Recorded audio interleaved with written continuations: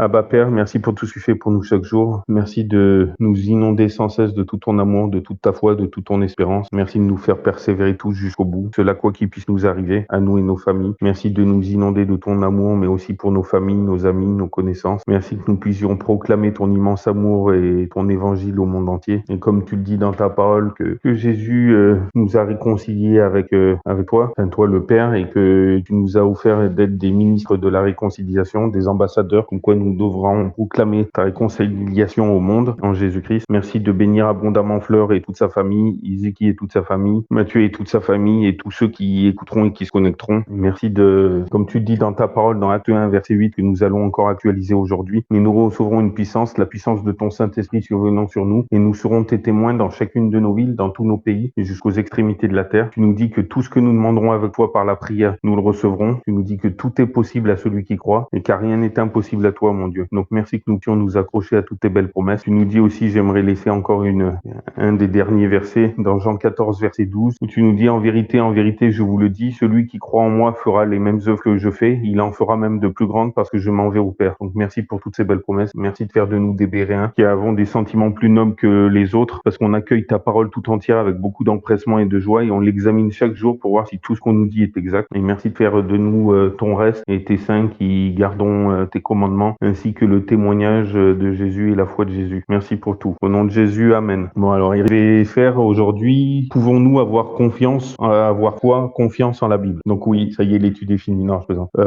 Alors, comme introduction, Dieu est un Père d'amour, bien sûr, notre Dieu est un Père d'amour qui se révèle à ses enfants. Il ne garde pas le silence ni ne se cache. Au commencement, il communiquait de façon personnelle avec l'être humain face à face. Malheureusement, le péché, on voit cela dans Genèse 2, versets 15 à 17. Genèse 2, 15 à 17. L'Éternel Dieu prit donc l'homme et le plaça dans le jardin d'Éden pour le cultiver et pour le garder. Et l'Éternel Dieu commanda à l'homme en disant, tu peux manger librement de tout arbre du jardin, mais quant à l'arbre de la connaissance du bien et du mal, tu n'en mangeras point, car au jour où tu en mangeras, certainement tu mourras. Amen. Et malheureusement, on connaît la suite. Ensuite, à l'arrivée du péché, l'être humain commença à craindre Dieu. On voit cela, bon, il y a plein de versets, mais j'étais obligé d'en prendre quelques-uns, sinon on serait encore là demain pour l'étude. Mais dans Exode 20, juste après les 10 commandements d'ailleurs, Exode 20, 1 à 17, c'est les 10 commandements, mais là c'est le verset 18 à 19 que je vais vous lire, donc tout de suite après, où il nous dit, or, donc tout de suite après la fin du dernier commandement, or, tout le peuple entendait les tonnerres et le son de la trompette et voyait les éclairs et la montagne fumante. Le peuple donc, voyant cela, tremblait et se tenait loin. Et ils dirent à Moïse, parle-nous toi-même et nous écouterons, mais que Dieu ne parle point avec nous, de peur que nous ne mourions. Amen. Moi, et juste, je continue un petit peu au verset 20, et Moïse dit au peuple, ne craignez point, car Dieu est venu pour vous éprouver, et afin que sa crainte soit devant vous, en sorte que vous ne péchiez point. Le peuple donc se tint loin, et Moïse s'approcha de l'obscurité où était Dieu, et l'Éternel dit à Moïse, tu diras ainsi aux enfants d'Israël, vous avez vu que je vous ai parlé des cieux, vous ne ferez point à côté de moi des dieux d'argent, et vous ne ferez point des dieux d'or, tu me feras un autel de terre sur lequel tu sacrifieras tes holocaustes et tes sacrifices de prospérité, tes brebis et tes taureaux, en tout lieu où je ferai célébrer mon nom, je viendrai à toi et je te bénirai. Que si tu me fais un autel de pierre, tu ne les emploieras point taillés, car si tu levais sur elles ton fer, tu les souillerais, et tu ne monteras point à mon autel par les degrés, afin que ta nudité n'y soit pas découverte. Amen. Bon, un jour, il faudrait que j'explique un peu mieux ce... Là, pour une fois, j'ai lu toute la fin d'Exode 20. Oui, mais oui, pour que l'homme, il commence à craindre l'Éternel, je sais pas si vous avez remarqué, mais maintenant, l'homme, il craint plus l'Éternel, hein, malheureusement. On a dépassé Sodome et Gomorrhe en tout. Ou des fois, j'entends, je sais pas si vous avez entendu, j'ouvre et je ferme la parenthèse rapidement, souvent des frères et sœurs chrétiens, ah ben quand je verrai Dieu face à face, je lui ai dit, tiens, pourquoi tu as permis ça? Pourquoi tu as permis ça? Comme si c'était un pote ou un enfant, quoi. On verra le jour où on sera devant Dieu si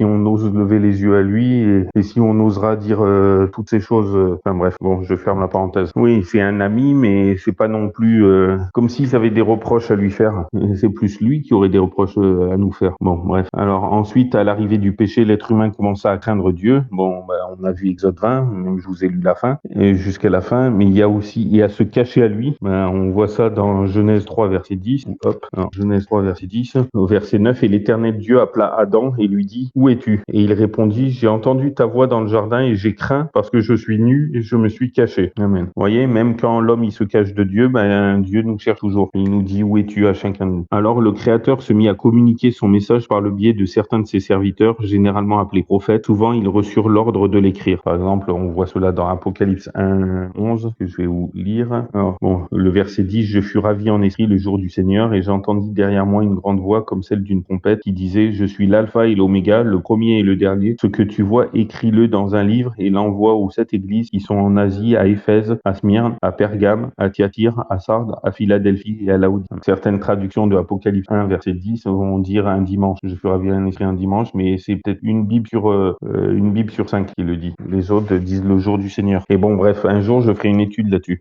Tu peux Qu'est-ce redire qui le verset, s'il te plaît, le et chapitre? Apocalypse 1, verset 10 et 11. Mais le verset 10, si je peux vous dire maintenant, il y en a qui disent, ouais, je fus ravi en esprit. Il y en a, c'est un dimanche, vu que dimanche en latin, ça veut dire jour du Seigneur. Sauf que c'est une fausse compréhension parce que les jours, ils sont arrivés plusieurs siècles après les manuscrits originaux. Et les manuscrits originaux, quand ils parlaient de dimanche, ils mettaient premier jour de la semaine. Vous pouvez regarder dans Marc 16, verset 9, quand il dit Jésus étant ressuscité le matin d'un premier jour de la semaine. Ça, c'est pour toutes les versions littérales, que ce soit Louis II, 1910, que ce soit la Martin, la Osterwald, la Bible juive complète, la Chouraki, la Darby, j'ai dû oublier une littérale, et plusieurs semi-littérales, et tandis que certaines dynamiques, style la Bible du Semeur, la Français courant, la Nouvelle Français courant aussi, la Parole de vie, celles-là, elles vont dire Jésus étant ressuscité un dimanche matin, au lieu de le matin d'un premier jour de la semaine. Donc dimanche égale premier jour de la semaine. Hein? Moi, j'ai dans ma version, bon, je vais traduire de l'anglais, c'est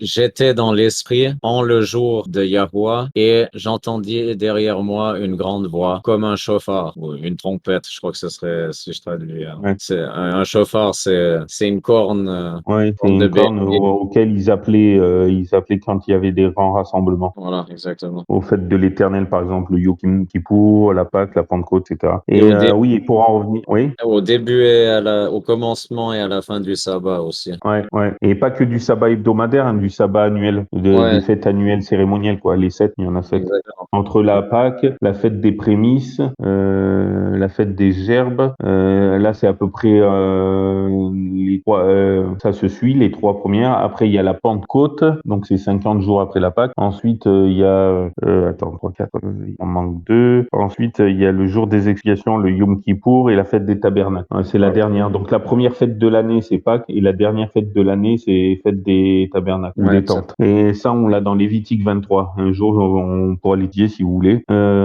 Et comme quoi, Christ, il a, bon, après c'est compliqué, mais Christ, il a un peu, la Pâque juive, la Pâque chrétienne, ça rejoint la Pâque juive, sauf que c'est à plus longue échelle. La Pâque juive, il fêtait ça en l'honneur qu'ils étaient délivrés de l'esclavage de l'Égypte, tandis que la Pâque chrétienne, c'est la délivrance du péché et de la mort par Christ. Donc c'est la même chose, sauf que ça touche tout le monde, autant juifs que chrétiens et tous ceux qui y croient. Mais bon, bref, je ferme la parenthèse. Pareil pour Pentecôte, à plus grande échelle, etc., etc. Mais chaque fête a son implication et on a toutes les fêtes en commun avec les juifs, sauf que c'est pas la même implication chez les chrétiens. Bon, bref, je ferme la parenthèse. Mais pour vous dire, ouais, juste une parenthèse, le jour du Seigneur, souvent, moi, je disais, pour moi, c'était pas le dimanche, vu que les jours comme dimanche, lundi, mardi, mercredi, c'est venu, il faudrait que je me renseigne, mais au moins 300 ou 400 ans après de notre ère, donc en l'an 300 ou en l'an 400 minimum. Alors que faut savoir que la Bible, elle a été finie d'être écrite pour le Nouveau Testament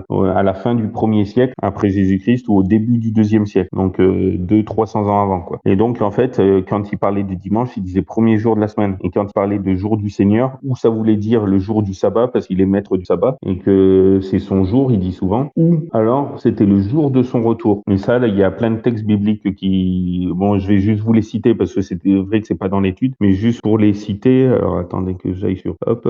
Alors juste pour vous les citer, ouais.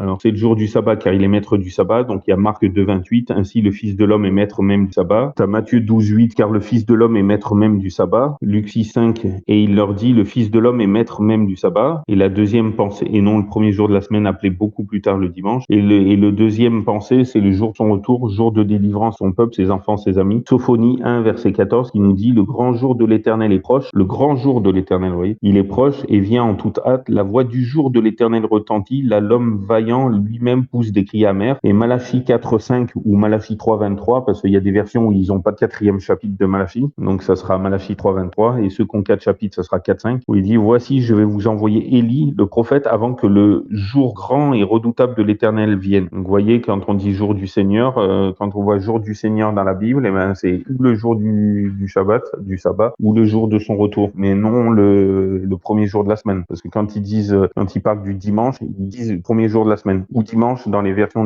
dynamiques. Bon, bref, voilà, je Ouais, ferme la... quand, Ouais, quand il est le jour de son retour, c'est le jour de jugement. ouais, C'est ouais. pas quand il retourne pour l'église, c'est Ah quand il oui. vient non juger, quand il vient vraiment retourne sur terre. Ouais, c'est clair. Bon, désolé, j'ai encore dévié comme d'habitude. À chaque fois, tu vois, quand je commence une étude, à chaque fois, bon, ben, voilà. C'est ça qui est beau. Ouais. Peut-être pas pour tous, parce que des fois, ça rajoute. Au lieu de faire une étude de 30 ou 45 minutes, ça fait plus d'1 heure. Alors, et ça, c'est que l'introduction. Bon, ainsi, dans la Bible, nous lisons à propos de l'histoire de Dieu cherchant ses enfants qui est consigné, nous est parvenu. Oui, c'est clair, ben, il nous cherche tout le temps, à la différence de nous, qui cherchons à s'éloigner. Les Saintes Écritures sont l'instrument que le Seigneur a utilisé pour nous communiquer par écrit son amour et le plan du salut. Par le biais de divers écrivains, style littéraire et thématique, la Bible révèle un Dieu d'amour qui tente de restaurer les liens avec ses enfants, c'est clair. Alors, qui est l'auteur de la Bible? Première question. Eh ben, hop, je vais vous lire un texte. 2 Timothée 3, versets 16 et 17. Toute l'écriture est divinement inspirée et utile, et utile pour enseigner, pour convaincre, pour corriger, pour former à la justice, afin que l'homme de Dieu soit accompli et propre à toute bonne œuvre. Amen. Donc, en fait, pour nous diriger, pour qu'on sache ce qui est bien du mal. Quand il dit l'homme de Dieu, c'est autant hommes et femmes, hein, c'est pas réservé qu'aux hommes. Et qu'on soit accompli ou parfait, suivant les versions, et propre à toute bonne œuvre. Et ça me fait penser à, vous voyez, à chaque fois, je prévois qu'un verset, à chaque fois, il y en a un autre qui vient dans ma tête, désolé. Alors, Éphésiens 2, 8, verset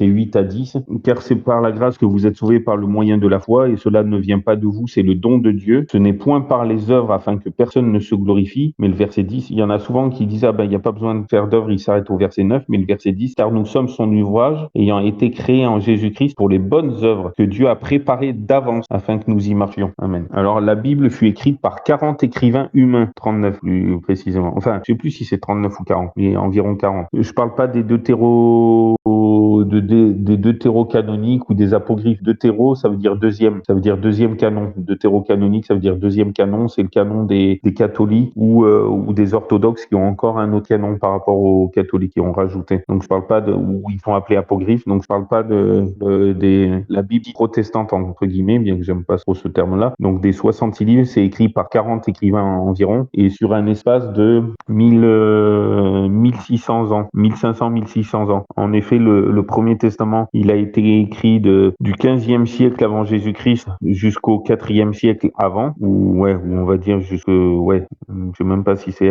il y a eu 400 ans de silence en tous les cas, de silence scripturaire, donc ça s'est arrêté vers, moins 400. Ça doit arriver avant moins 400, donc moins 400, avant moins 400, ça s'arrête. Et pour reprendre pour le dernier testament, tout le premier siècle après Jésus-Christ, jusqu'au début du deuxième. Donc sur 1600 ans avec 400 ans de silence scripturaire. La période intertestamentaire, c'est-à-dire entre les deux testaments. Elle est le résultat d'un travail surnaturel de l'Esprit Saint. Le véritable auteur, c'est Dieu. Les écrivains bibliques étaient persuadés qu'ils étaient des bénéficiaires et des messagers de la révélation divine, car David déclara dans 2 Samuel 23, verset 2, « L'Esprit de l'Éternel parle par moi, et sa parole est sur ma langue. » Amen. À plus de 2000 occasions, on trouve dans la Bible des expressions telles que « dit l'Éternel » ou « et la parole de l'Éternel fut adressée ». Je vais vous lire, c'est dans Jérémie 10.1 et Ézéchiel 1.3. Alors Jérémie 10.1 dit « Écoutez la parole que l'Éternel a prononcée pour vous, maison d'Israël. » Ou a dit, ça dépend des versions. Et Ézéchiel 1, verset 3, qui nous dit « La parole de l'Éternel fut adressée à Ézéchiel, le sacrificateur, fils de Bus, dans le pays des Chaldéens, près du fleuve de Kébar. C'est là que la main de l'Éternel fut sur lui. »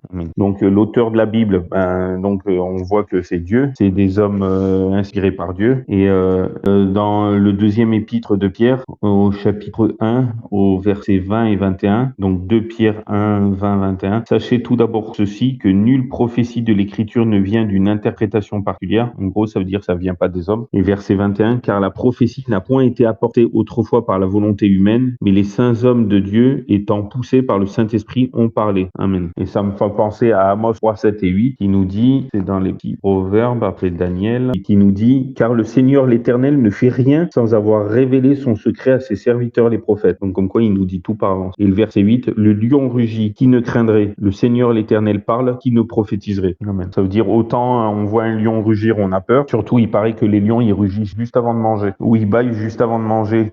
Si vous voyez un lion bâiller devant vous, c'est mauvais signe. Alors oui, donc on voit que il fait rien sans avoir révélé et que la Bible tout entière, ça a été écrit. C'est comme si c'était écrit par Dieu. Bon, c'est écrit par des hommes inspirés par lui. Par contre, quelles sont la seule chose que Dieu a vraiment écrit de sa main? Je sais pas si vous savez. Bon, désolé, j'ouvre et je ferme la parenthèse. C'est le décalogue, les 10 paroles, les 10 commandements. Non seulement il les a prononcés, mais en plus il les a écrits de lui-même de son doigt. Parce que bon, j'ouvre et je ferme la parenthèse rapidement. Deux Et fois, Exode 1. 2 fois même. Ouais, 2 fois, ouais. Regarde, Exode 20, verset 1. Alors Dieu prononça toutes ces paroles en disant. Ça, c'est la préambule du décalogue, des 10 paroles, des 10 commandements. Amen. Et ensuite, tu as Exode 31, verset 18, qui nous dit, ça c'est valable et pour et comme quoi Dieu a prononcé les 10 commandements, et le décalogue, les 10 paroles, et comme quoi il les a écrits. Donc Exode 31, 18, et quand Dieu eut achevé de parler avec Moïse sur la montagne du Sinaï, il lui donna les 2 tables du témoignage, tables de pierre écrites du doigt de Dieu. Amen. Et Exode 32, verset 16, après je vous dis juste 2 autres versets, on passe à la question suivante. Exode 32, verset 16, et les tables étaient l'ouvrage de Dieu, l'écriture aussi était l'écriture de Dieu gravée sur les tables. Amen. Et le dernier, c'est Exode 34, 28, et Moïse fut là avec l'Éternel 40 jours et 40 nuits, il ne mangea point de pain et ne but point d'eau, et l'Éternel écrivit sur les tables les paroles de l'alliance, les 10 paroles, le décalogue. Amen. Les 10 commandements. Donc vous imaginez, c'est la seule chose que Dieu a écrit lui-même, et 2 fois en plus, comme tu le dis. La première fois, on sait tous que, j'ouvre et je ferme la parenthèse rapidement, Moïse a cassé les tables de la loi sur des rochers en voyant que le peuple se pervertissait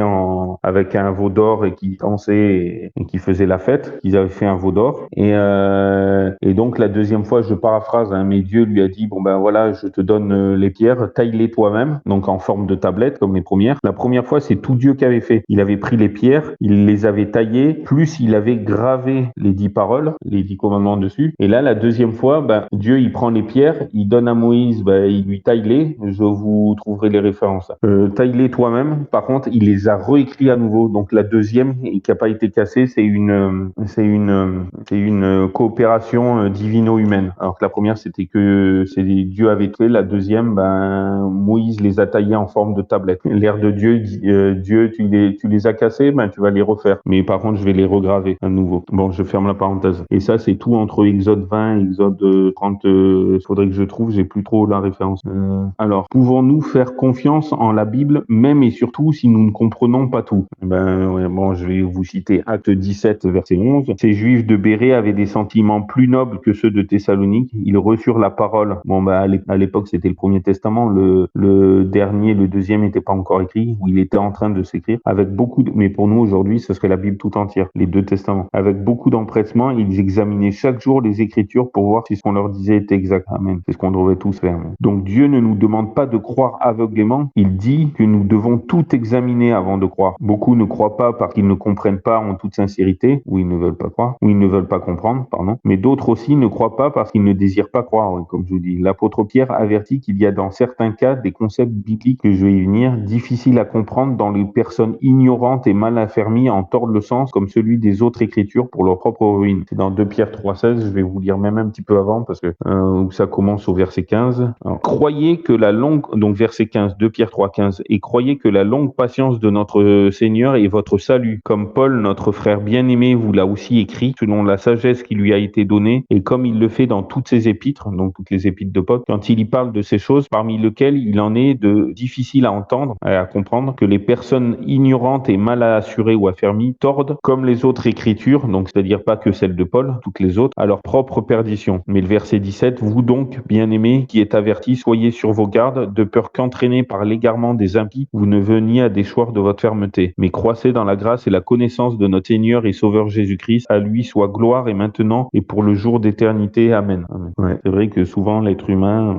quand il veut pas comprendre, il cherche absolument, au lieu de demander la sagesse à Dieu et la compréhension, on essaye de chercher par nous-mêmes et à la fin on se tourne vers Dieu au lieu de demander tout de suite. J'avoue. Ouais. Mais ça, souvent je le faisais hein, et je le fais même encore des fois. J'ai ce réflexe, je dis mais pourquoi tu essayes de réfléchir par toi-même? On le fait. Pareil, tout le monde le fait. Ouais, malheureusement, ouais. Le moment Alors, où tu dis de te guider toi-même, où tu penses pas, tu lui demandes pas, bah t'es plus dans, c'est plus lui que tu suis, t'écoutes pas l'esprit en fait. Si tu ah prends bah toi oui, l'avion, si c'est toi chaque fois qu'il fait, ça doit être entre ses mains, pas entre les nôtres. Mais c'est pas facile. ah bah C'est oui, pas. c'est clair, c'est clair. Souvent, je pense qu'on le fait même inconsciemment, tu vois. Ouais, ouais, tout à fait. Mais ouais, on est vraiment bizarre l'être humain. Pour pas dire, on est pire que les démons, hein, parfois, parce que regardez Jacques 2, verset 19.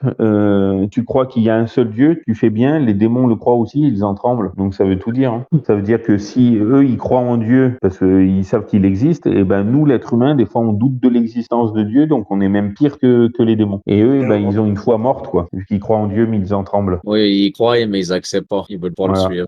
Ils veulent Ouais. faire ce que leur Ouais, volonté. tout à fait, tout à fait. Alors là, certaines notions de la Bible sont plus difficiles à assimiler que d'autres, oui, mais elles peuvent être comprises à la lumière de l'Esprit Saint. Il faut lui demander, quoi. La promesse divine est, alors là, c'est énorme. Psaume 32, verset 8, que j'aime particulièrement, quoique vous allez me dire, j'aime toute la Bible, qui est pas faux. Mais bon, il y a des versets qu'on préfère, et il fait partie de mes versets préférés. C'est, oui, alors, Psaume 32, verset 8, je vais vous lire les deux versions tellement j'aime. Alors, hop, Ouais, et, oui, avant que tu dises oui, il faut aussi, dis-moi. quand on demande quelque chose à l'Éternel, Yahweh, il faut qu'on se souvienne que ça vient pas toujours instantanément. Il faut qu'on fasse Ah preuve de bah oui. patience. C'est un des fruits C'est de l'esprit. c'est pas quand nous, ouais, ouais. On doit C'est pas attendre. quand nous on décide, ouais. C'est quand Dieu le décide. Ça peut, J'hallucine, non mais ça peut il y prendre a, des heures. ouais, il y a un an en arrière, il y a un frère qui habite à Mostaganem, c'est au nord, je sais plus si c'est au nord-ouest ou nord-est ou sud-est ou sud-ouest de l'Algérie, mais bon, c'est en Algérie. OK.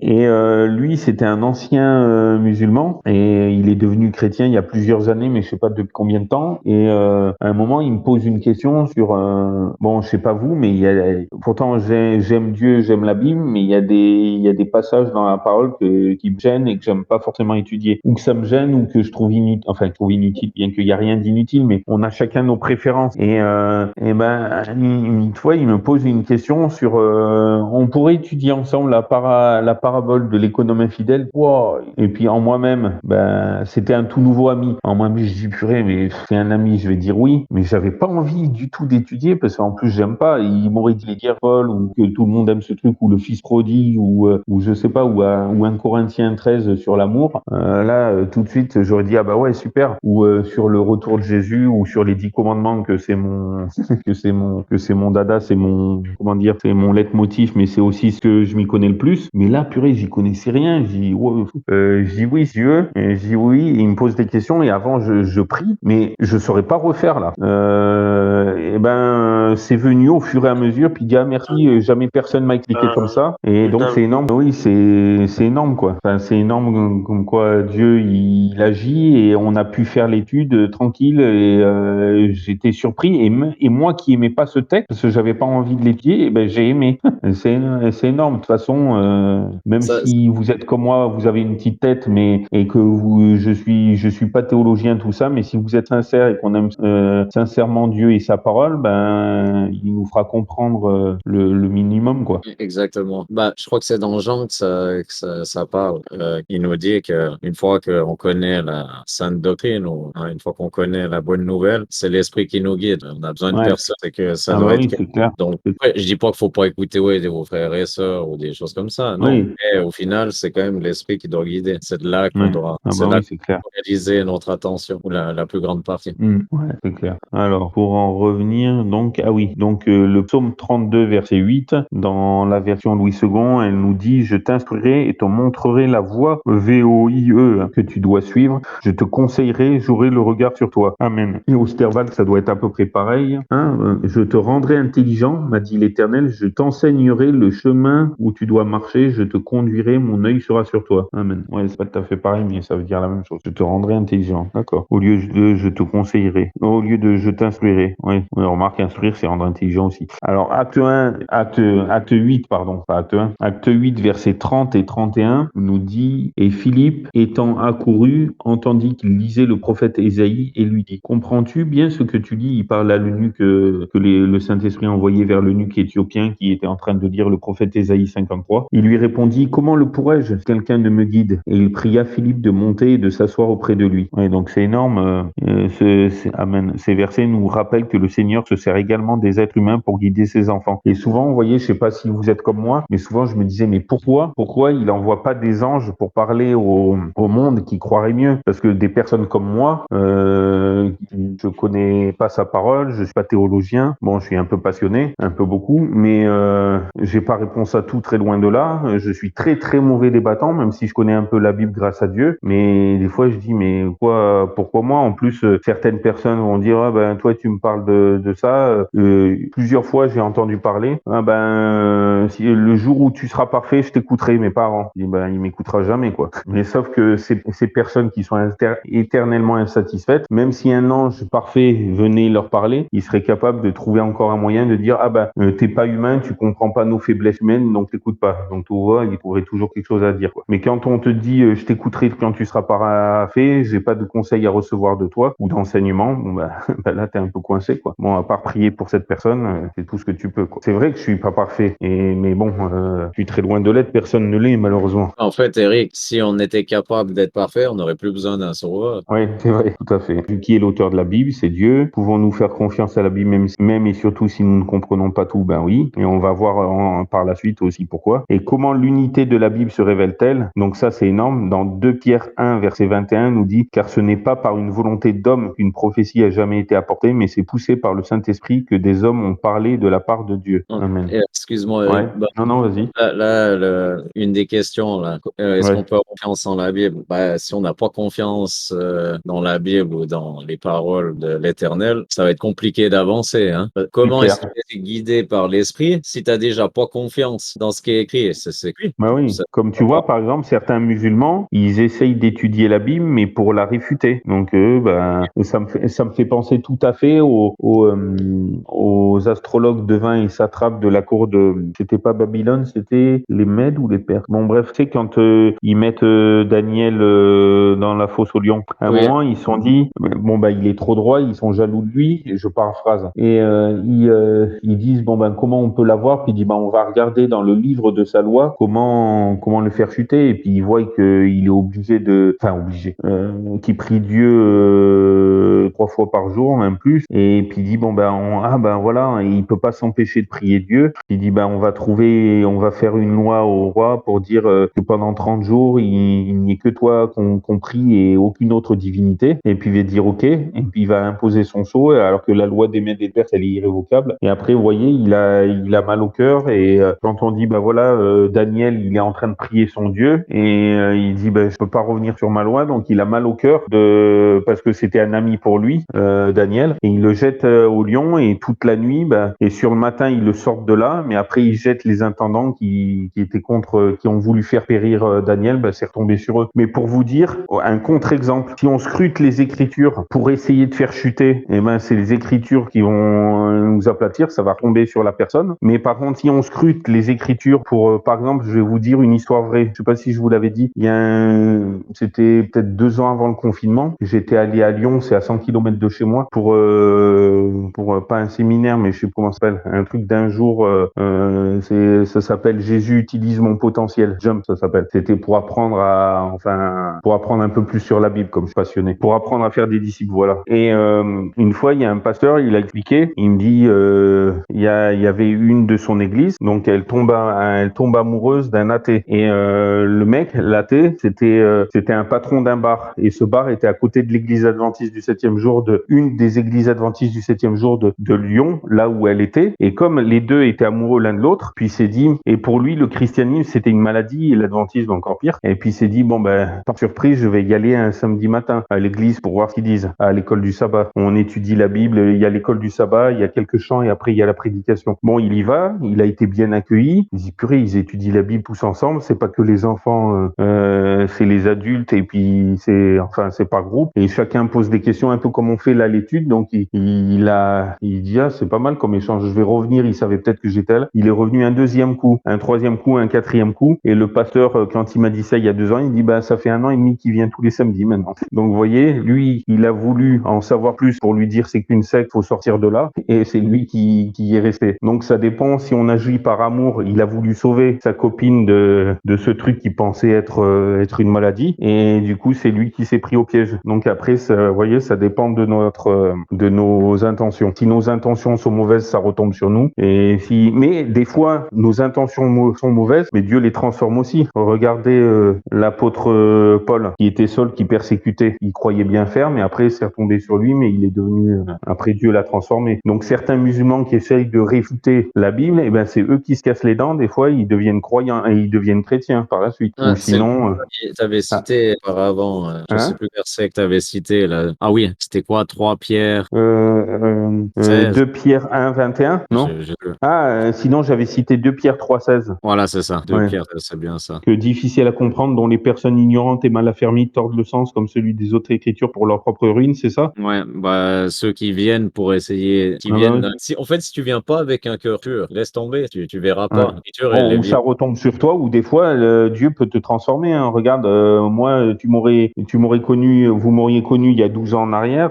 J'écoutais de la musique satanique, je croyais en Dieu, mais vite fait, mais j'étais athée, quoi. Et j'écoutais de la musique qui glorifiait l'ennemi et qui insultait Dieu. Et regardez maintenant, j'aimerais devenir pasteur. Et je suis végétarien et sobre. Parce que je pense que c'est les gens-là où ça fait ça, réellement, dans leur cœur plus profond, sans qu'ils le sachent, ils le recherchent vraiment. Et en Ouais, lisant la parole ou avec un événement, bah, ça fait qu'ils deviennent croyants. Et il y en a ah bah d'autres, oui. c'est l'inverse, en fait. Ouais. Tu peux montrer tout ce que tu veux, n'importe quelle preuve, quoi que ce soit, ils accepteront jamais. Ils veulent pas. Ça les intéresse pas. Bah ouais, Et c'est dommage. malheureusement, Ouais. Bon, après, il y a, ouais, où ça les intéressera jamais, ou des fois, tu sais, il y a une personne pendant 20, 30 ans, elle change pas, et au dernier moment, elle change. Ouais, faut oui, espérer que. faut prier pour eux, en fait. Ouais, c'est clair. Alors, une des raisons pour laquelle nous pouvons avoir confiance en la parole prophétique, la Bible, quoi, et qui est l'unité de la Bible. Le terme Bible, d'ailleurs, provient du grec ta biblia, qui signifie bibliothèque, littéralement les petits livres, pareil. Et c'est un assemblage pour la Bible dite protestante entre guillemets. C'est un assemblage de 66 livres divisés en 2 parties. Ben, le Premier Testament qui comprend 39 livres et le dernier qui en compte 27, qui fait 39 plus 27, 66. La majorité des 40 écrivains de la Bible ne se connaissaient pas. Au long de 1600 ans, ils vécurent à des époques et en des lieux distincts. Et ils étaient tous différents. Par exemple, il y avait aussi bien des pêcheurs comme Pierre, aussi bien des docteurs comme Luc, etc. Parmi eux, il y eut des hommes d'État, oui, comme je vous dis, des pasteurs qui gardaient des brebis, des pasteurs, pas pasteurs d'église, des médecins, Luc, des agriculteurs, des rois et des érudits. Ben oui, Psaume d'Agur, c'était un roi, etc., etc. Cependant, il y a une unité étonnante entre eux. L'un confirme ce que l'autre dit, et des fois à plusieurs siècles d'intervalle, cela donne l'impression qu'un jour ils se sont rencontrés pour se mettre d'accord et écrire sur le même thème, ce qui arriva et que l'Esprit Saint préserva la vérité dans des vases de terre. Donc, 2 Corinthiens 4, 7, on va lire. Mais vous voyez, des fois, à 200 ou 400 ou 700 ans d'intervalle, il y en a un qui va dire exactement les mêmes choses. C'est ça qui est un truc, qui est hallucinant. 2 Corinthiens 4, verset 7. Or, nous avons ce trésor dans des vases de terre afin que l'excellence de la puissance soit attribuée à Dieu et non pas à nous. Amen. Ouais. Mais ouais, c'est... Il y a aussi des codes dans la Bible Ouais. avec noms, des choses comme ça. Ouais, justement, j'avais lu un livre là-dessus et purée, c'est... J'ai vu, en lisant la parole, j'ai compris un, deux codes, mais il y en a tellement plus.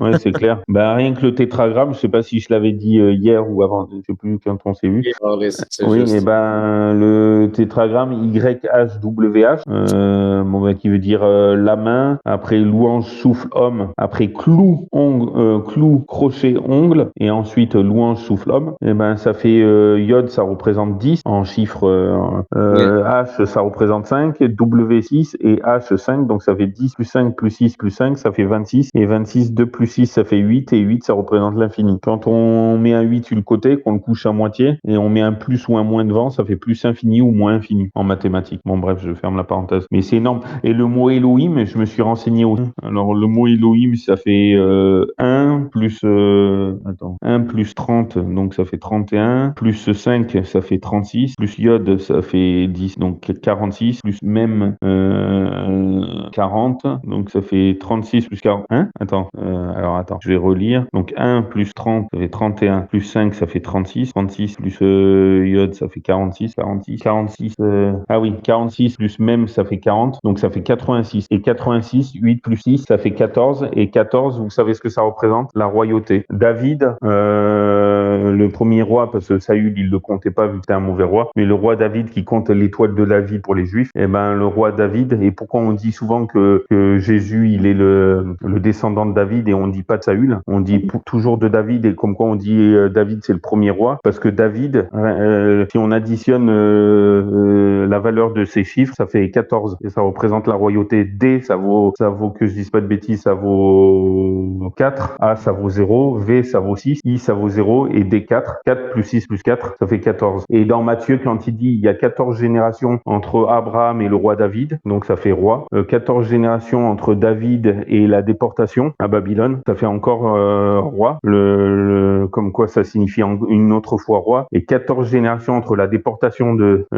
Babylone et le Christ, donc ça fait, en gros, Matthieu, il est en train de nous dire, ben Christ, il est 3 fois en roi du ciel, de la terre et de la mer et dessous de la terre. Donc triple couronne. Ouais, déjà, Elohim, si tu mets en une phrase, tu pourrais dire le créateur du ciel et de la terre, ou des cieux. Ouais. Donc c'est énorme. Et là, je suis en train d'apprendre un tout petit peu l'hébreu et les chiffres hébreux, mais ça a une de ses significations, c'est un truc de ouf, quoi. Ouais, c'est incroyable. C'est Alors, difficile. hein? Tu peux pas vraiment traduire la signification. C'est tellement riche en hébreu comparé en. Ah bah oui, c'est clair. Ben, un mot hébreu, il faudrait 10 mots français pour traduire. Ouais, 10 mots plus ou moins différents. ouais, c'est un C'est peu des. tellement riche. Mais Et ouais, le c'est grec, c'est 4 à 6 mots. Il faudrait 4 à 6 mots français pour traduire un mot grec. C'est un exactement. peu moins riche que l'hébreu, mais riche quand même. Alors, on va passer à la 4e question. Que prouve l'accomplissement des prophéties? Bon, Ésaïe 46, versets 9 à 10 nous dit rappelez-vous les premières choses, celles des temps anciens, car je suis Dieu, il n'y en a point d'autre. Je suis Dieu, il n'y en a point comme moi. J'annonce dès le commencement ce qui doit arriver et longtemps d'avance ce qui n'est pas encore fait. Je dis, mon dessein tiendra et j'exécuterai toute ma volonté. Amen. Ça, c'est la version Osterwald. Et l'autre, qu'est-ce qu'elle dit? Souvenez-vous de ce qui s'est passé dès les temps anciens, car je suis Dieu, il n'y en a point d'autre. Je suis Dieu et nul n'est semblable à moi. J'annonce dès le commencement ce qui doit arriver et longtemps d'avance ce qui n'est pas encore accompli. Je dis, mes arrêts subsisteront et j'exécuterai toute ma volonté. Amen. Donc, les prophéties, elles confirment la fiabilité de la Bible. Les Écritures contiennent au moins 1000 prophéties. Après, il y a plein de petites prophéties ou plein qui se répètent. Beaucoup se sont déjà accomplis, dont d'autres sont en train de se réaliser et d'autres encore attendent leur accomplissement. On va prendre pour seul exemple, par exemple, la prophétie sur Tyr, le florissant port de l'antique Phénicie. Le prophète Ézéchiel, il annonça à Nabucodonosor ou Nebuchadnezzar que Nabucodonosor ou Nebuchadnezzar raserait la ville et qu'elle ne serait plus jamais reconstruite dans Ézéchiel 26, 7 à 14. Et non seulement cette prophétie s'est accomplie dans ses moindres détails, mais en plus le roi de Babylone, donc Nabucodonosor, Nebuchadnezzar, il fit le siège de Tyr durant 3 ans et finalement l'envahit pour ensuite la détruire, mais la population avait fui sur une île de 800 mètres de plage. 250 ans plus tard, le peuple de Tyr se rendit sûr de la force de son île, mais Alexandre le Grand ordonna à ses hommes de jeter à la mer les ruines de la vieille ville et de construire un chemin jusqu'à l'île. Ensuite, il marcha sur Tyr avec son armée et conquit à nouveau la ville. Aujourd'hui, il est courant de voir des pêcheurs étendre leurs filets pour les sécher là où autrefois se dressait la vieille ville. Il n'en reste plus qu'un rocher nu. 3 tentatives de reconstruction échouèrent.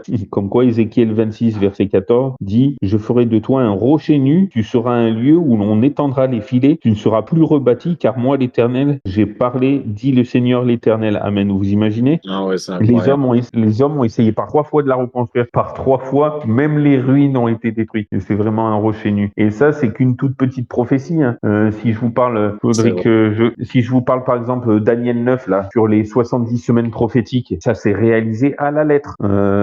On a l'explication avec Luc qui marche vastement dans les détails. Bon, là, ça serait trop long et l'étude finirait trop tard. Mais Ouais, les il y a 70 semaines prophétiques, sachant qu'une semaine prophétique est égale à 7 jours prophétiques, et 7 jours prophétiques, c'est égal à 7 ans littéral. Donc 70 semaines prophétiques, ça fait 70 fois 7, qui fait 490 années. ouais, Et c'est dans ouais. comment, les Et on sept sait que, hein, jubilés. Oh, après, je sais que c'est un apocryphe, mais dans le livre des jubilés, ouais, il y a les 7 ans. Je crois que c'est le Shabbat pour la terre. ouais. Il laisse reposer la terre, le Mais peuple même juif. dans Lévitique, il laisse reposer la terre tous les 7 ans. Pas Ouais, que dans le Jubilé, même dans les vrais, même dans les canoniques. ouais, ça correspond à ça. Mais c'est énorme en tous les cas, hein, c'est énorme. 7, c'est le repos. Ouais, ouais, c'est clair. Bon après, oui, et par exemple, quand il nous dit, par exemple, tu vois, pour savoir quand Jésus, il a été baptisé, quand il a été crucifié, et si tu prends les 60, donc que dit la Bible au sujet de la forme de la terre? Dans Ésaïe 40, verset 22, il nous est dit, c'est lui qui est assis au-dessus du cercle de la terre, et ceux qui l'habitent sont comme des sauterelles. Il étend les cieux comme une étoffe légère, il les déploie comme une tente pour en faire sa demeure. Amen. Donc oui, ça c'est Louis II. Et la mienne, au Serval dit Exode 40, 22, c'est lui qui est assis au-dessus du globe de la terre. Globe, au Serval dit globe même. Donc Je il y en vais, a un qui dit cercle, l'autre globe. je vais regarder. Tu dis c'est Et dans Exode 22. Ésaïe 40, verset 22, 40, 22 de Ésaïe. C'est lui qui est assis au-dessus du globe de la terre, et ceux qui l'habitent sont comme des sauterelles. C'est lui qui étend les cieux comme un voile et les déploie comme une tente pour y habiter. Tu as dit, pardon, Ésaïe. Et Ésaïe chapitre 40 et verset 22. Ah, c'est 40, 22. Ah ouais, là, c'est un petit peu différent chez moi.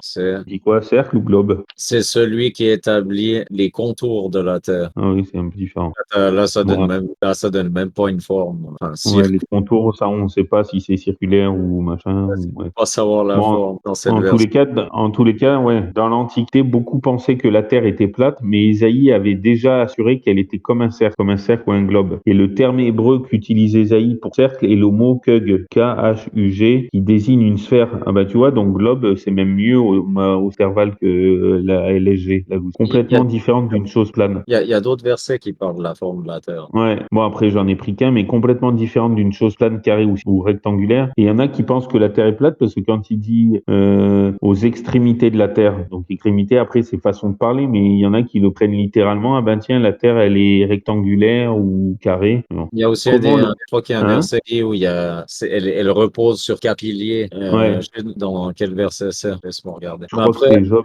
j'ai pas la moindre idée quelle forme elle a la Terre. Et honnêtement, personnellement, je pense pas que c'est pas salvateur. C'est pas, Ah je oui, vais, oui, c'est clair, mais après, je sais que c'est certains, clair. c'est important pour eux. Hein, on n'est pas tous pareils. Mais là-dessus, je peux pas trop aider. Honnêtement, j'ai Mais pas. tu vois, il y en a qui disent que la Bible, elle est contre la science et que la science, elle dit que la Terre, elle est ronde. Mais tu vois, avec les deux versets que tu dit, et celui de Louis II et celui d'Osterwald, ils disent que c'est un cercle ou un globe, Moi, je pense aussi, mais après, une sphère. Donc, pour que je puisse l'affirmer personnellement, frère, il faudrait que je le voie moi-même. Et, jusqu'à ouais, maintenant, ouais, euh, c'est clair. enfin, En, ça en, arrivera peut-être un jour. En tous les cas, je sais pas si tu vois un bateau quand tu vas à la mer, par exemple, tu vois un bateau s'éloigner, ben, au lieu de le voir en tout petit, tu sais, de le voir de plus en plus petit, je sais pas toi, mais on voit vraiment comme quoi on voit que la Terre, elle est pas plate parce que on voit tout le bateau, après on le voit plus petit, mais on voit plus le bas du bateau, et après, à la fin, on voit petit, mais on voit plus que la cheminée du bateau, on voit plus que l'eau, donc comme s'il s'enfonçait dans l'eau, quoi. Donc, comme si ça faisait une courbe, enfin, comme si elle était pas plate, quoi. Je vois ce que tu veux dire. Je Mais sais bon. pas d'où la forme ça, si c'est comme ils disent la NASA ou si c'est plat. J'en sais rien. Non, je pense que après, bah, comme dit Isaïe, et comment le prophète savait-il que la terre était ronde et non plane? Comment le suggérait, comme le suggérait l'opinion populaire? Mais l'opinion populaire de l'Antiquité, sachant que Isaïe, il a vécu à peu près 700 ans avant le Christ, hein. Donc c'était moins 700 avant Jésus-Christ environ. Donc t'imagines, il y a 2700 ans, quoi. Et voici une autre preuve que de l'inspiration de la Bible. Oui, pour ceux qui croient qu'elle est sphérique, bien sûr. Mais que dit la Bible au sujet de la trajectoire de la lumière? Là, je passe vite parce que c'est vrai que c'est des petits détails, mais c'est pour prouver que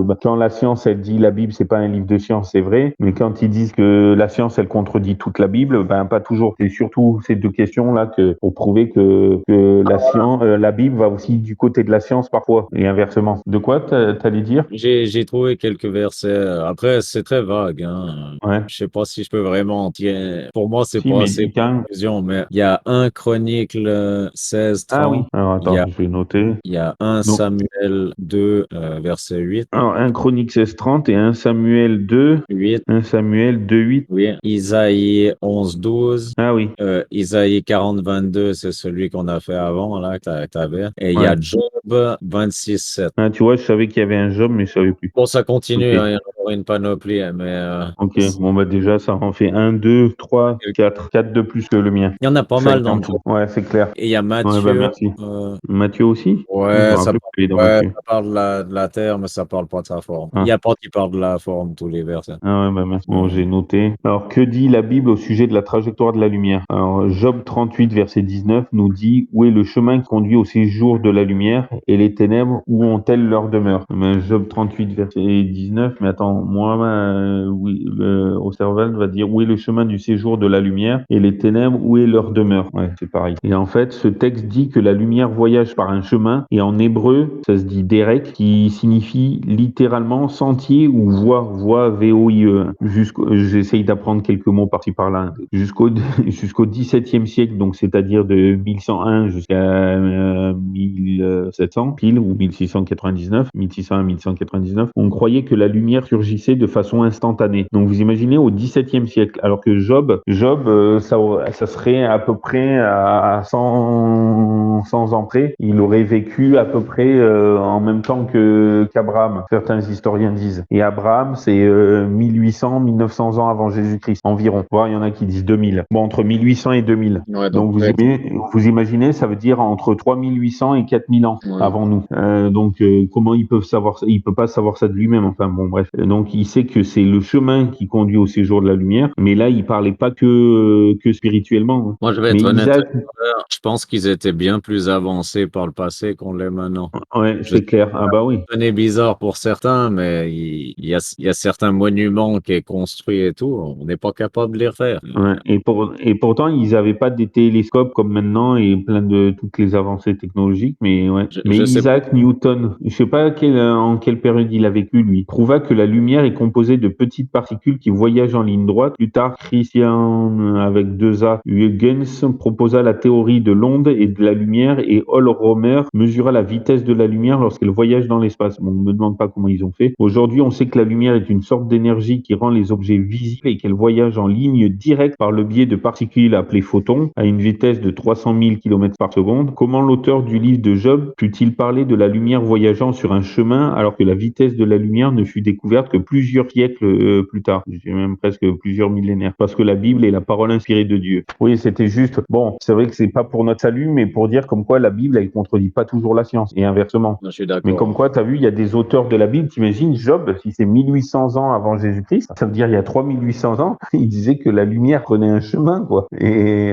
ben, il était en avance de plusieurs millénaires sur son temps, donc comment il pouvait savoir tout ça? Et comme je t'ai dit, ah oui, ça aussi, le corps humain, les microscopes, quand est-ce ils ont existé vers 1800, 1900? Et Moïse, quand il écrit le Pentateuque, les 5 livres de Genèse, Exode, Lévitique, Nombre, Deutéronome. Et c'est lui qui aurait écrit Job aussi. Il paraît qu'il aurait écrit la Genèse, après il aurait écrit Job, et ensuite il aurait écrit Exode, Lévitique, Nombre, Deutéronome. Et il a écrit un seul psaume, le psaume 90, c'est de Moïse. Donc t'imagines, Dieu lui a fait écrire l'histoire de Job, qui s'est passé 400 ans avant lui environ. Mais il lui a fait écrire après le livre de la Genèse, et avant Exode, paraît-il. Bon, après, j'ai pas réussi à vérifier ça, mais il y a plusieurs, mais c'est assez intéressant de penser qu'il aurait écrit le livre de Job, donc sur la foi, tout de suite après la Genèse et Ouais, avant Exode. ce serait bien, ce serait possible. Mais bon, bref. Mais Les ordres hein, frère, hein? les ordres des livres de la Bible, c'est quelqu'un qui les a mis dans cet ordre-là. Est-ce que c'était l'ordre du départ? J'en suis pas certain. Ouais, moi non plus. Après, Après, est-ce que je sais que c'est pas chronologique du tout, mais comme tu vois, par exemple, l'ordre des livres chez la Bible juive, eh ben, elle est différente que nous, quoi. Oui. Mais bon. Et ça, le canon des Saintes Écritures, il le dit pas, le livre que j'ai. C'est dommage, j'aurais aimé savoir qui c'est qui les a avancés dans quel ordre et. Moi, j'ai un ordre Mais bon. différent dans Ouais. enfin, pas dans toutes mes Bibles, mais dans le Sefer, là. C'est aussi très Ah ouais. différent. Et tu prends la Bible du rabbinat, que c'est que le Premier Testament, et tu prends un Premier Testament. Tu prends même deux Bibles juives différentes où il y a que le Premier Testament. Et ben, ils vont intervertir. Par exemple, il y en a une, il va y avoir Psaume, Proverbe et Job, et il y en a une, elle va avoir Psaume, Job, Proverbe. Enfin, je dis une bêtise, ou Esther avant ou après. Enfin, il va y avoir les autres, ça va être bon, mais ça va changer sur deux ou trois livres qui vont pas être de la même ordre. Je sais pas sur quoi ils se basent ça, mais bon, bref. Bon, tout ça pour dire que la Bible est la parole inspirée de Dieu et donc ben que des personnes. Oui, ah oui, pour en revenir, ben Moïse, il avait écrit qu'il y avait 613 lois. Sur les 613 lois, il y avait donc 365 lois négatives et 248 lois positives. Et donc, sachant qu'il a écrit ça 1400 ans avant Jésus-Christ, et on a découvert il y a moins de 100 ans que dans le corps humain, on avait 365 nerfs et 248 os. Et Moïse, il écrit dans son Pentateuque, je te donne 365 commandements négatifs, tout comme le nombre de vos nerfs, et 248. Mais il dit pas le mot os. Si, je crois qu'il dit os. Faudrait que je recherche, faut que je recherche les références. Mais c'est énorme. Moïse le dit, ce que la science a découvert des millénaires après. Faut le faire, hein.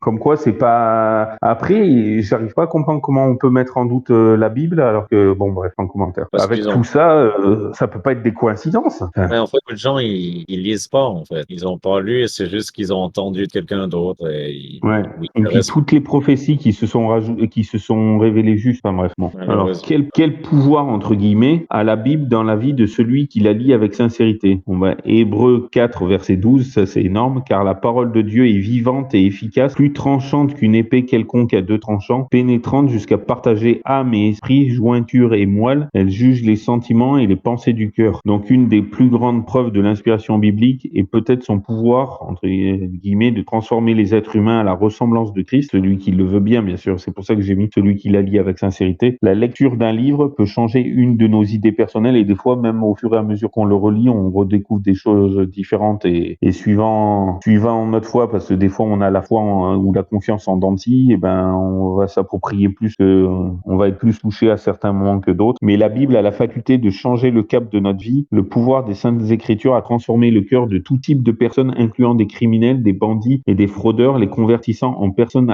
respectables. Mais regarde, moi, j'aimerais te dire, on est en 2021, jusqu'en début 2010, je buvais, mais pas qu'un peu.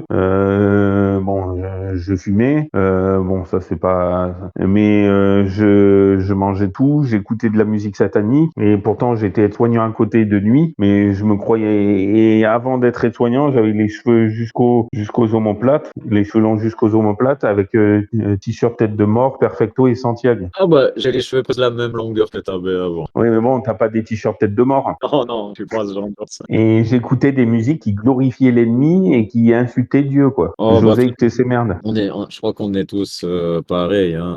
Avant Mais de je croyants, on était bien différents. Mais je veux dire, et avant, j'étais catholique non pratiquant. Ah ouais, athée, on va dire, parce que pour écouter de la musique satanique. Mais je critiquais les catholiques alors que j'étais catholique, et je critiquais encore plus les protestants du style, mais j'étais pas quelqu'un d'aimable. J'étais super raciste envers tout le monde et envers tous ceux qui pensaient différemment que moi. Mais même si je le disais pas, parce que je cachais mes sentiments, mais j'étais quelqu'un d'irrespectueux et irrespectable, quoi. Vraiment mauvais, quoi. J'étais très similaire que toi. Je me battais beaucoup. Bon, Sauf ça, que je me battais pas, tu vois, parce que je me battais pas, j'ai jamais été non violent, mais dans mon cœur, si j'avais fait ce que mon cœur me dit, il y aurait eu des centaines de morts autour de moi, quoi. ouais, bah, voilà, bah, c'était pareil. Sauf que je gardais tout à l'intérieur, mais je gardais tout à l'intérieur et je détestais les juifs parce qu'ils avaient crucifié Jésus, je détestais les musulmans parce que j'étais raciste et qui rejetaient Jésus aussi. Ouais, on était sans Euh, amour. C'est sans amour. C'est ça qui fait. et alors que maintenant, c'est le contraire. Maintenant, je prierai pour les juifs, pour les musulmans, pour les bouddhistes, pour tous, quoi. Maintenant, j'aime tout le monde. Comme quoi, et regarde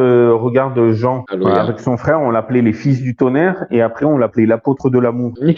C'est l'opposé, quoi. C'est Ouais. bien ça. Non, mais comme quoi, quand Dieu nous tient, il nous change, quoi. Il y a un verset qui dit qu'il changera nos cœurs de pierre en cœurs de chair, je crois. Ouais, Ézéchiel 36, verset 26. Et Voilà. qui nous donnera son esprit, un esprit nouveau. Oui, c'est l'esprit qui fait ça, en fait. Ouais, ouais. Faut le Ah bah laisser oui, faire. c'est clair. Bon, il a encore du boulot avec moi vu que je mange trop, que j'ai la gourmandise, j'ai encore ça comme péché et puis plein d'autres, mais Ouais, il a beaucoup travaillé avec moi aussi, je te rassure. ouais, Avec nous tous, à mon avis. ouais, c'est clair. Ben, sinon, on n'aurait pas besoin de salut si on était parfait, hein. C'est vrai. Exact. Alors, on a presque fini, mon ami. Et surtout si tu veux bientôt y aller. Donc, quel est le thème central de la Bible? Ben, Jean 5,39 nous le dit. Par contre, le verset 40, il calme aussi. Alors, Jean 5,39 nous dit, donc c'est Jésus qui parle, hein. Donc, vous sondez les Écritures, donc la Bible, pour nous la Bible tout entière, parce que vous pensez avoir en elle la vie éternelle. Ce sont elles qui rendent témoignage de moi. Par contre, le verset suivant, et vous ne voulez pas venir à moi pour avoir la vie. Là, ça calme. Ben voilà, c'est ça. Verset 40. C'est Jésus et c'est le Yod Hé Vav Hé. Ils sont le même. C'est la même chose. Et moi, au Stervad, elle dit, vous sondez les Écritures parce qu'en elles, vous croyez avoir la vie éternelle, et ce sont elles qui rendent témoignage de moi, et vous ne voulez point venir à moi pour avoir la vie. Ouais, c'est quasiment pareil. Amen. C'est ça, c'est un peu, c'est un témoignage de lui et de une partie de ses œuvres, pas toutes Ouais, ses, mais une partie de ses œuvres. Et ouais, c'est clair. c'est ça, il dit dans l'Ancien Testament qu'il viendra lui-même nous sauver. Et, Ouais. voilà, et c'est ce qu'il a Bon. fait. Ah bah Alors oui, c'est clair. après, tout le monde, là, il y a plein de noms différents que les gens utilisent ou des titres et tout, mais au final, c'est lui. On Ouais, l'appelle Dieu ou Yahusha, Yahuwah, Yeshua, j'en passe. ouais. Il y a tellement de noms différents. Après, je pense Salvateur, non, mais c'est quand même très important de remonter dans l'hébreu et d'aller Ouais. d'apprendre. Ben, Jésus en hébreu, ça se dit Yeshua, et Yeshua, le Yé, ça vient de le Y du tétragramme, donc ça veut dire l'éternel, et Shua, c'est le verbe sauver. Donc en gros, ça veut dire l'éternel sauve. Ouais, en fait, ça, c'est Yahusha qui dit ça, mais c'est de l'ancien hébreu, c'est la même chose. C'est le même nom, Ouais, mais si tu montes dans l'hébreu, il n'y a pas le son et à la base. Donc, ça fait ouais, Yahusha. C'est un ouais, peu différent. C'est comme, tu vois, comme, par exemple, Matthieu, Matthieu, l'apôtre, son nom c'était ouais, Matthieu, un cadeau de Yahuwah. T'as la ouais. racine du cadeau, Et Matthieu, moi, je connaissais Matitia, mais avec le H après le A, mais il n'y avait pas le U à la fin. Tu ouais, vois, c'est comme ça. j'ai une Bible, enfin j'ai le Nouveau Testament, mais juif messianique. Et justement, je vais te montrer. Attends. Ouais, c'est ça, en fait, frère. C'est que l'hébreu, comme toutes les langues, au fil des temps et des exils, parce qu'ils se sont fait exiler plusieurs fois, hein, ça s'est modifié. Donc, les Tu vois, sons, regarde, Matitia, il n'y a pas le U, et ça veut oui, dire oui, Matthieu. bah, ça c'est comme il le prononce à l'heure actuelle. Si tu remontes dans l'hébreu ancien, il disait Matit Yahu. Il y a plein de Ouais, prophètes. C'est comme le Elohim, il disait Elohim. C'est le même ouais, mot. C'est la prononciation. Je crois que pendant l'exil à Babylone, bah, ça a eu une influence, bien sûr. À chaque exil, la langue, ils ont un peu perdu la langue, ou elle s'est un peu ouais, modifiée. ouais, Mais c'est clair. c'est moi qui aime bien aller dans les détails. Oui, mais t'as raison, mais c'est vraiment énorme la langue hébraïque. Et donc, bon, bah, quel est le terme central de la Bible? Comme on l'a dit, le terme central de la Bible, c'est Jésus. Depuis C'est la Genèse, où on annonce sa première venue, tu sais, dans Genèse 3,15, comme la solution au problème du péché, jusqu'à l'Apocalypse, où on proclame qu'il reviendra pour ses enfants, la personne et l'œuvre de Christ parcourent chacune des pages de la Bible. Bien qu'il soit sûr qu'en elle, on peut trouver histoire, science, poésie, prophétie et beaucoup d'autres choses, son thème central est Jésus et ce qu'il fit pour sauver l'être humain. Et c'est vrai que j'avais fait, comment dire, plusieurs parties sur les prophéties messianiques du Premier Testament réalisées dans le deuxième par Jésus. Et ben, il y avait presque dans tous les livres. J'étais étonné, même par exemple dans Chronique, il y avait par exemple dans presque tous. Je vais te dire, il y avait dans Daniel, il y avait dans Osée, il y avait dans Zacharie, dans Malachie, dans Ézéchiel, Jérémie, dans les psaumes, dans Isaïe. Isaïe. Alors Isaïe, c'est peut-être celui où il y en avait le plus. Il y avait même dans les Proverbes, il y avait même dans Genèse, même dans les Nombres, le Messie serait roi. Nombre 24, verset 17, et son accomplissement dans Jean 19, 19. Dans Deutéronome, même dans Ruth, le Messie serait descendant de Boz et de Ruth. Même dans 1 Samuel et dans 2 Samuel. Donc t'imagines, presque dans tous les livres, on parle du Messie. Et même quand on parle pas du Messie, on parle de Dieu à la limite. Donc à chaque livre, il n'y a pas un livre où on parle pas de Dieu, C'est où il n'est parce pas sous-entendu. il y a une parole de Jésus, enfin on va dire Jésus parce que les plupart des gens comprendront. Et il dit, moi et le Père, nous ne sommes qu'un. Mais si tu Ouais, remontes l'hébreu, tu pourrais aussi traduire, moi et le Père, nous sommes le même. C'est un synonyme, ça dit la même chose. C'est ça qu'il explique. C'est pour ça qu'il ouais, partage l'esprit. ouais, c'est clair. C'est simple. Et les noms, ils sont très précis, en fait, avec ça. C'est intéressant. C'est très, très précis, les noms. Ça donne la traduction la signification des noms hébreux. C'est tellement riche. Ouais, Et ouais. c'est incroyable. Et ça a perdu Ouais. un peu dans les langues comme l'anglais ou le français. Ouais. Et encore, l'anglais, il est un peu plus riche que le français, je trouve. Oui, je suis d'accord. Un petit peu plus. Mais Mm. comparé à l'hébreu ou au grec, Ah c'est bah oui, pas. c'est clair. L'hébreu, c'est le mieux, le grec un peu moins bien, mais encore mieux que l'anglais. C'est pour ça, je suis comme toi, j'aime bien les voir en grec ou en hébreu, tous Ouais, les synonymes qu'ils donnent en fait pour un mot et ça donne ouais, une c'est idée. clair. Ouais, comme El Shaddai qu'on a traduit par Dieu tout-puissant ou tout-puissant, et ben ça a 10 significations en hébreu de tout-puissant, autosuffisant, nourricier, etc. 10 Mhm. qui vont plus ou moins dans le même sens. Exactement, ça va toujours en fait dans le même sens, c'est des Ouais. synonymes, mais il y a des petites différences. Oui, c'est comme un côté de plus au Mais mot. c'est dommage qu'on n'ait pas que le français ce soit pas riche comme l'hébreu. Ouais, c'est Mais vrai. bon. En fait, tu pourrais, mais il faudrait ajouter les 10 mots. Ouais, mais dans ce cas-là, nos Bibles, elles feraient plus 1200 et quelques pages, elles en feraient 3000. Ah ouais, ouais, c'est ça. Après, ça deviendrait très compliqué, je pense. Je trouve qu'ils ont déjà fait un bon boulot, ceux qu'on Ouais, traduit. ouais, Vraiment pas. déjà, c'est pas mal. Tu dois choisir un mot, en fait. T'as une Ouais. liste 10 ou plus de mots ou Mais moins c'est et pour ça que je préfère quand même les Bibles dites littérales et que j'ai plusieurs versions, que je consulte plusieurs versions parce que bah, les semi-littérales, c'est trop simplifié et les dynamiques encore plus. Et les dynamiques, c'est suivant comme l'auteur il a compris. Alors t'imagines s'il y a 3 significations différentes pour un mot, bon bah il y en a 10 en hébreu, mais imagine qu'il y en a 3 mais vraiment différentes et les autres qui se complètent mais 3 différentes. Imagine s'il comprend d'une façon qui est pas la bonne, ben, ouais, ça peut être un peu faussé ou un peu bizarre. D'ailleurs, c'est pour ça c'est que je préfère voir les littérales. je vais être honnête, frère, ça l'est des fois, hein. Des fois, il y a des Ouais, versets dans certaines Bibles en français. Je lis, je fais, hein? Je dis ouais.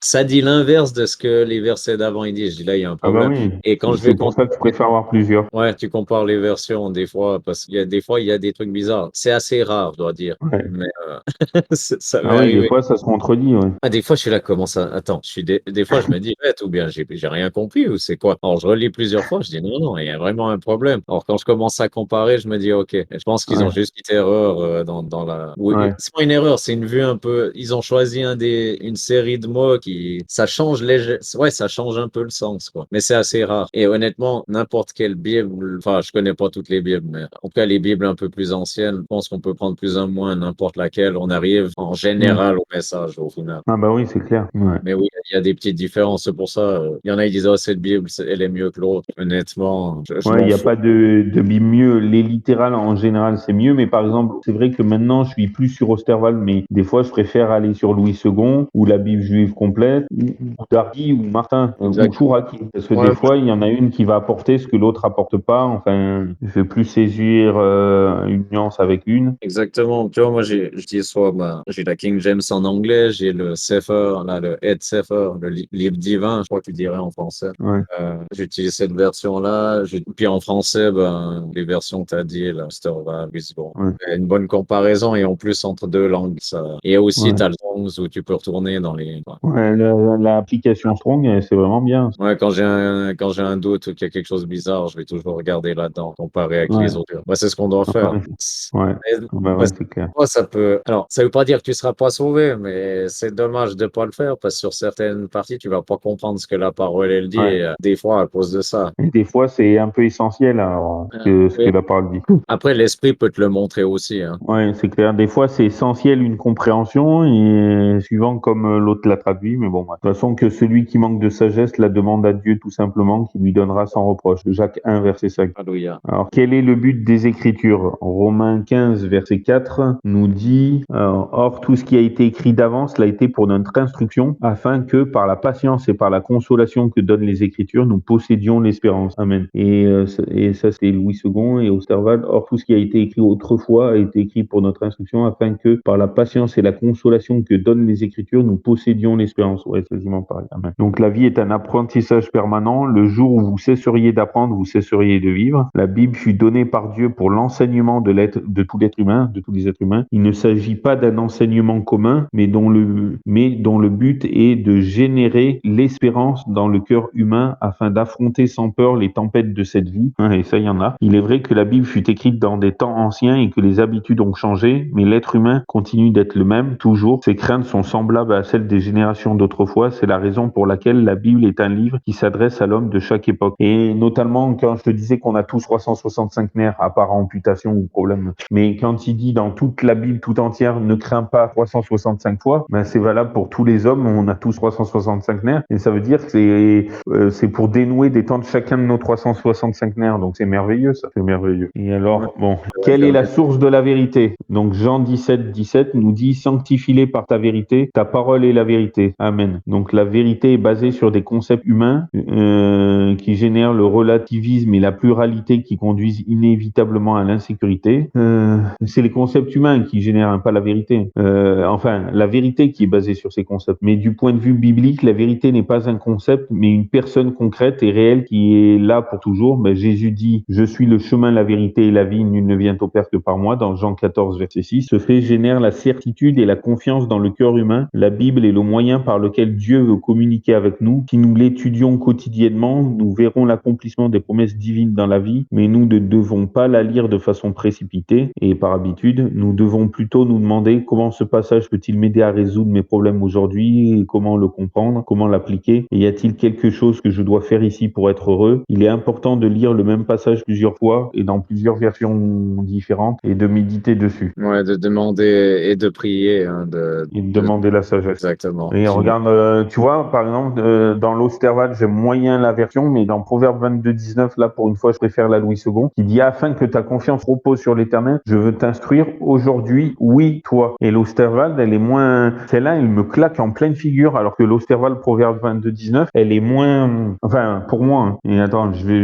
juste lire la Proverbe 22, alors, Proverbe 22, 19 dans l'Osterwald, 22, Proverbe 22, 19, où il dit, je te le fais entendre aujourd'hui à toi-même afin que ta confiance soit en l'Éternel. Amen. Tu vois, ça accroche moins, enfin, pour moi. Ouais, tu disais Proverbe 22, 19. Et tu peux même lire 17 à 21. Mais et le 19, c'est pile au milieu. C'est énorme. Et le Proverbe 14, 12 et Proverbe 16, 25 qui dit la même chose. Telle voie paraît droite à un homme que son issue, c'est la voie de la mort. Donc, comme quoi, il faut toujours demander à Dieu. Et lui, dans Amen. Et dans l'Osterwald, qu'est-ce qu'il dit? Le Proverbe 22, 19, il disait quoi chez toi? Alors, dans Louis II, hein, afin que ta confiance repose sur l'Éternel, je veux t'instruire aujourd'hui, oui, quoi. Alors, ouais, c'est plus ou moins pareil dans la mienne, si je traduis, c'est que ta confiance soit en Yahuwah. Je t'ai fait connaître ce jour, oui, même à toi. Ouais, tu vois. Et moi, alors que Osterwald, il dit, je te le fais entendre aujourd'hui à toi-même afin que ta confiance soit en l'Éternel. Tu vois, c'est un peu moins fort que la Louis II. Pour une fois, je préfère la Louis II. Et regarde Proverbe 14, verset 12. Moi, il dit, il y a telle voie qui semble droite à l'homme, mais dont l'issue est la voie de la mort. Ouais, là, tu vois, ouais, je préfère presque Osterwald. Et 16, 25, c'est la même chose. Ouais, il y a telle voie qui semble droite à l'homme, mais dont l'issue est la voie de la mort. Alors que Louis II, ça va dire, telle voie paraît droite à un homme que son issue, c'est la voie de la mort. Là, tu vois, par exemple, pour Proverbe 14, 12 et 16, 25, qui est le même, eh ben, je préfère l'Osterwald. Mais pour Proverbe 22, 19, je préfère la Louis II. Attends, là, je vais essayer de traduire du Sefer. Ça dit quoi?